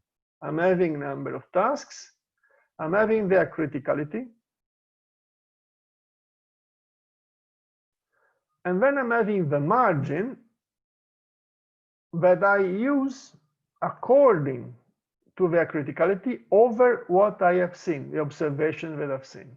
So what do you see? You see that those having the lowest criticality have zero margin. Those that we have the highest criticality have a pretty high margin. Okay? And then, of course, he makes some average observations. And he said, now my system would have to be schedulable in the world before Vestal with these allocations. Okay? And of course, the game is to make sure that the allocation does not exceed 100%. Okay? And then what you end up is a system which is very difficult to schedule in traditional ways because the priorities are antagonistic to the criticalities. They have different dimensions. So he said, well, I want to see how far I can gain into implicit margins using the system as I described. A mechanism such that I have a response time analysis that tells if my system is feasible. And what I do is I inflate this for the high criticality tasks. And he was able to see that he was reaching an average increase in margin of 11% without having to go to this complexity. And he was happy enough, okay? He was happy enough. Because the benefit was that he was not wasting. It was not making allocations that could not be used as if they would in a cyclic scheduled system. All right, so that is what they did. So it was an interesting opening. Reflections were made as to, wow, idea, let's study, and a long row of studies were made to improve over the initial result by Vestal. Interesting ramifications of this initial work. Top of the list, in my own particular biased way of seeing the world, EDF is not better than FPS in this particular case. Okay, so again, it makes a lot of sense in mixed criticality systems to go FPS. Not only because you have this response time equation, but simply because you don't gain by going EDF. Simply don't gain. And then there may be multiple criticalities. And now there is an additional rules which Vestal didn't make explicit, but it makes some sense. And it says that if you have a higher criticality, your margin is higher. That's fundamentally the logic of this. And if you have a higher margin, then you have to have higher guarantees. And then for finding an assignment of priority to tasks that would allow the promise that was in this equation, that said, I respect the priority, but I also want inflation for those that are high criticality to be guaranteed, then they had to go to an assignment of algorithms, which is known as simulated annealing. I didn't speak about it. It's in the slides if you have them in the PDF. It was invented by Dean Audsley in late 1990. So that is not deadly monotonic, it is not rate monotonic, but it does serve a purpose. So to summarize, where the world of real time stood at the time of this Steve Vestal's paper, there is an inflation factor which increases the execution time with a margin linearly according to the criticality. And then there is a priority assignment, fixed priority scheduling, such that the promise that that have a criticality may be guaranteed, have to be guaranteed all of the CPU time that you need at your criticality. So that was the promise. And then there was a ramification. The most important ramification came in 2012, and that said, well, really, Steve Vestal's approach was too drastic. There is a better way, that says we allow everyone to run low criticality, which means average case, until the time in which any task that may have a qualification, therefore it is a high criticality one, transitions into an excess budget over the average. So the system in this notion, which is called adaptive mixed criticality, would have three modes. An average mode called low criticality, which can be analyzed in which all costs are low criticality. An extreme condition in which all tasks that are allowed to run are having high criticality and therefore their full margin, their full inflation. And a moment in which there is a transition. And that moment needs special ways to be considered for the allowing the low criticality task to complete and therefore interfere if they have higher priority, while the tasks that have high criticality can transition into the full margin execution. So that was in 2012 the best that would be found at this point, still using single CPU. And the theory says these are simulations, but that approach called adaptive mixed criticality is better, significantly better than anything that was there before on paper. Multicores were not considered for mixed criticality systems because the theory seemed to be stuck to single CPUs. Let me use the remaining 3 minutes, if I can, to elaborate a little bit on what multicore could bring. There was an intuition that said, all right, let us consider multicore processor, but of course, let us assume that all tasks are partitioned, pinned to a CPU. Now, what benefit would we have from having a multicore when we have this so-called mode change? That is to say, a task with high criticality starts saying, I don't have enough with the average case, give me more, because I'm in a situation which I have to compute more. What benefit would having a multicore provide in that situation? And the intuition of the authors of this work was that migration, control migration, might give benefit in that situation. Instead of course, what would you migrate? Follow my reasoning so that it's easier for you to understand, hopefully. You would never want to migrate a high criticality task because that you want to preserve, and the best way to preserve it is that it continues executing in the CPU in which it is, obviously. What is it you want to allow to migrate if it helps? You want to allow migrating those tasks that otherwise would be killed, assuming that killing makes any sense. You never want to really kill them, you want to hold them, really. But you would want to migrate them, because if they were, some of them might migrate to another core in which there is room for them, then you don't lose them. Of course, you lose locality, but then if they continue running, they retrieve locality. So that was the intuition, and it's interesting. So fundamentally what they say, partition scheduling, FPS, criticalities, and priorities, everything is pinned except that some low criticality tasks are allowed to migrate if response time analysis tells that their migration to another core would be acceptable, would leave the system feasible. Okay, so these are the parts of this intuition. And of course, the analysis for this is more complicated because you are not just partitioning.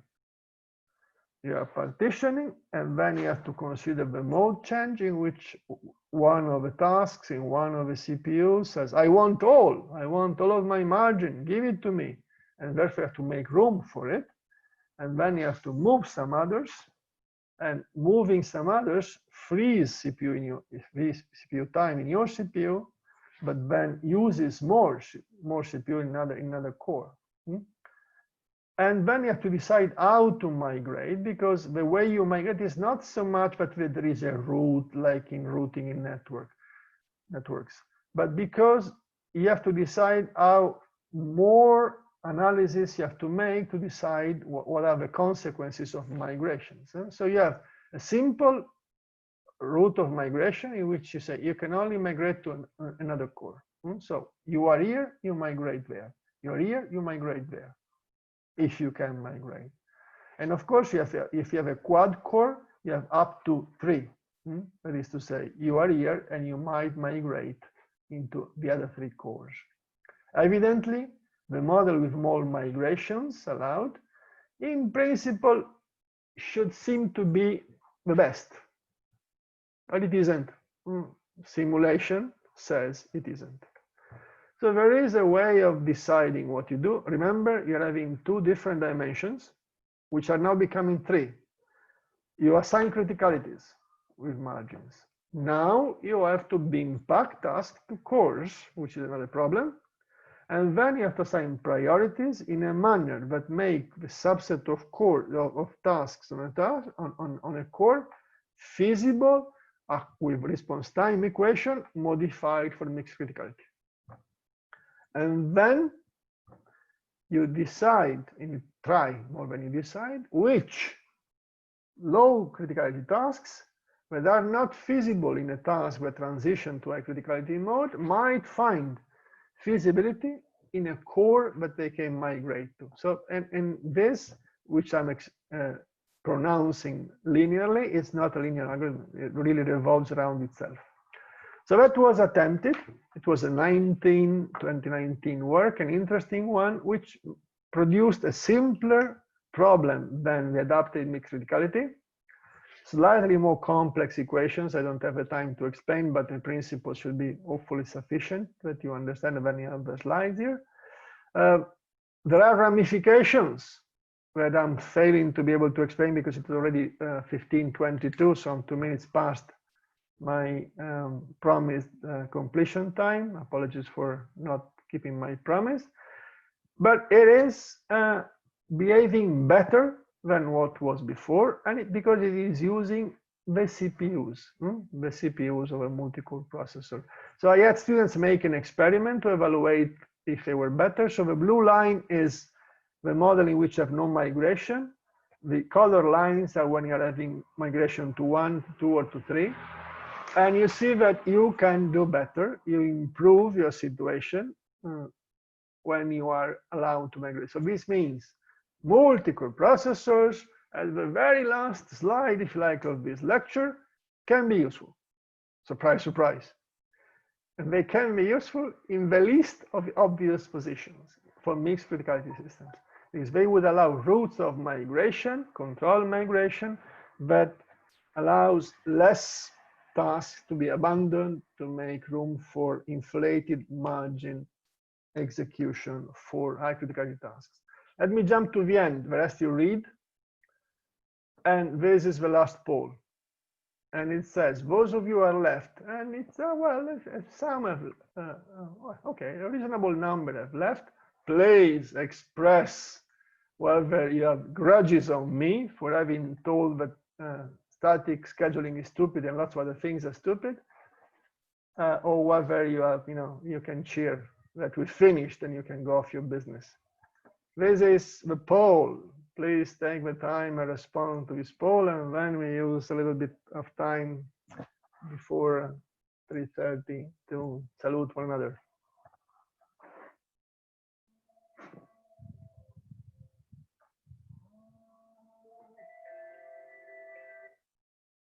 All right, so answers are coming. Not everyone is answering as usual, but okay. Please be gentle.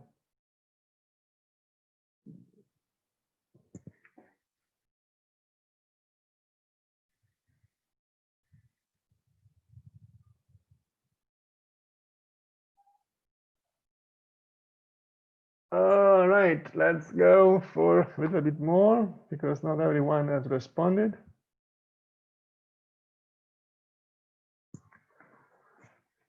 Half have responded. Come on, come on, come on. You can make it.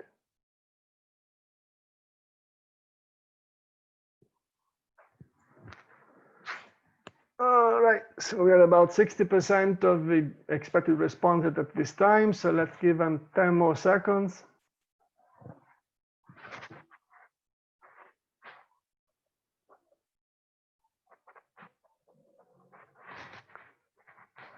Four, 3, 2, 1, 0. Polling is ended and about 60% have responded, which is not very many, but still. Here are results. I like people who provoke. I think I did provoke and therefore I have to get retaliation. That's correct, you know. So some of you have rights to say, well, man, I was expecting so much different. The title and the abstract promise something that you didn't deliver. Oh, I'm sorry. Luckily, a fair amount of people say, well, okay, nice, I learned something. So the orange is at this time is okay. I was curious. I had no expectation really, because you have your own freedom of thinking and never mind what I think. All right, so thanks for responding to this. I believe we have come to the end of this 3-piece lecture. I think I can stop sharing the slides. I will send the organizers a clean PDF in which I removed a few typos that I had planted unknowingly in the slides. And you're free to use the material if it helps you in your studies, in your investigations, into whatever you're doing in your life in these matters. And I believe I did answer all of the important questions. Others who felt I didn't respond to them, please email me if you want. And with this, at 15:28 almost, I believe it's time to close this lecture series and tell you all goodbye. Carry on with your life. Be happy if you can, not as I've been unhappy this morning with all of the things that happened to me. And if you want to use clock-driven scheduling, please use it, as long as you don't show it to me. All right. Bye-bye, everyone.